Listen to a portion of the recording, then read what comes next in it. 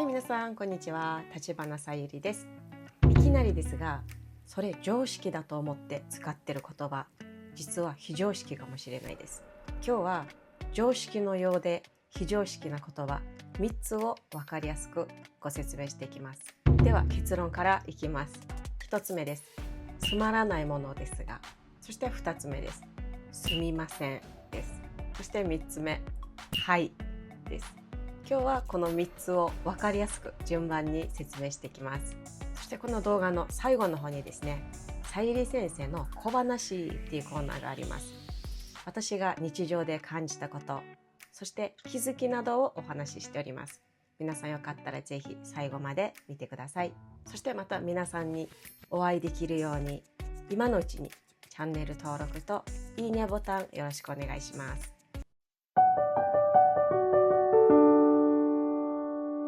では本題に入りましょう。まず1つ目のつまらないものですが、これ結構多いですよね。お土産、プレゼントを渡すときにつまらないものですがって渡しますよね。これはもちろん謙遜の文化から来ている言葉です。でも今の時代って言葉通りに受け取られる方が非常に多いんですよ。だから相手は自分でつまらないと思っているものを私にくれるのってなります。ではどういうか。おすすめはこれです。心ばっかりですがと、あとほんの気持ちですがおすすめです。これなら相手への敬意、そして品、そして控えめさ、全部伝わります。では2つ目のすみませんです。皆さん思ったでしょ。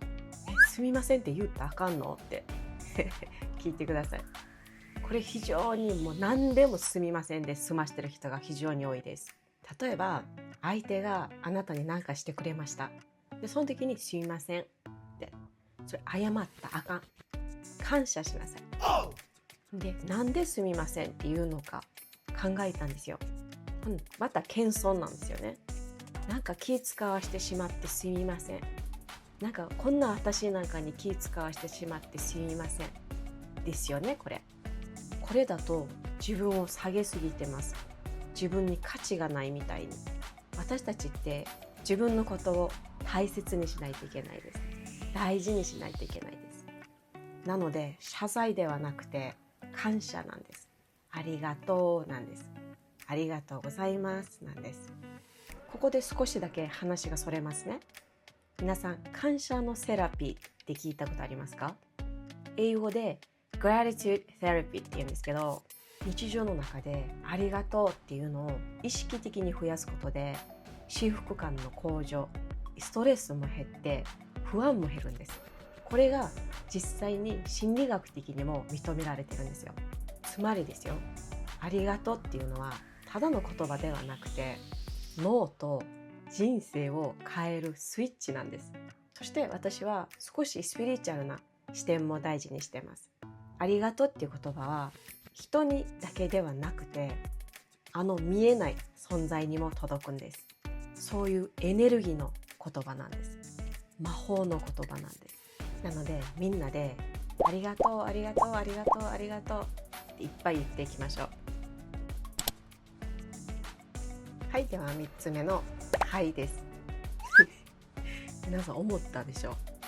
なんではいが非常識なのってはい、お待たせいたしました。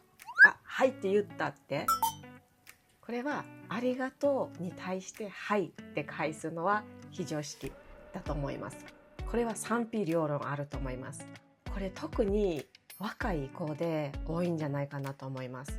ありがとうって言ったらはいっていうのは確認と了承の返事なんです。なのではいっていうのは感謝された時の受け取りとしては不十分なんです。では何が正しいのかって言ったらいいえなんです。いいえどういたしまして、いいえとんでもありません、またはこちらこそありがとうございますです。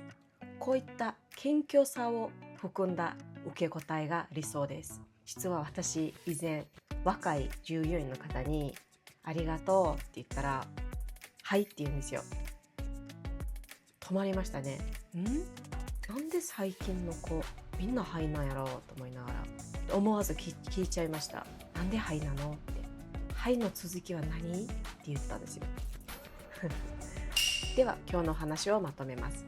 常識のようで非常識の言葉3つです。まず1つ目はつまらないものですがは NG です。そして2つ目、すみませんです。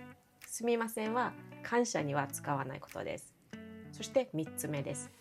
ありがとうに対してはいはダメです。つまりですね、言葉は癖で使うものではなくて意図して選ぶものです。ここで人の印象は大きく変わります。では皆さんにお聞きしたいです。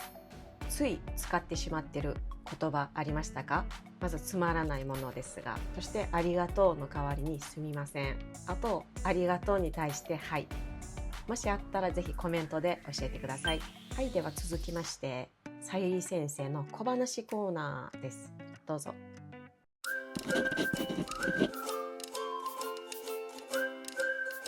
はい、ではさゆり先生の小話コーナーが始まりました。イエーイ。このコーナーが始まってまだ間もないんですけど、まだ5回目か6回目それぐらいなんですね。で、私の周りから非常に高評価をいただいております。そしてついこの間ですね、友達に小話コーナーめっちゃいいよって言ってくれて、あれ誰かから教えてもらったのって聞いてくれて、私違うんですって。で、なんで思いついたかって言ったら、これも喋りたい、あれも喋りたいっていうのがいっぱいあるんですよ。で、どうしようかなって思ってたんやけど、別でコーナー作ってしまえと思ってアイディアが降りてきたんですよ。私にもいろんなアイディアが降ってくるんですよ。で、このネーミングなんですけど、この小話っていうネーミング、世界の果てまで行ってきゅっていう番組あるじゃないですか。あの番組がもう大好きでずっと長年見てきてるんですけど、で、あの中でみやぞんさんがお話しするんですね。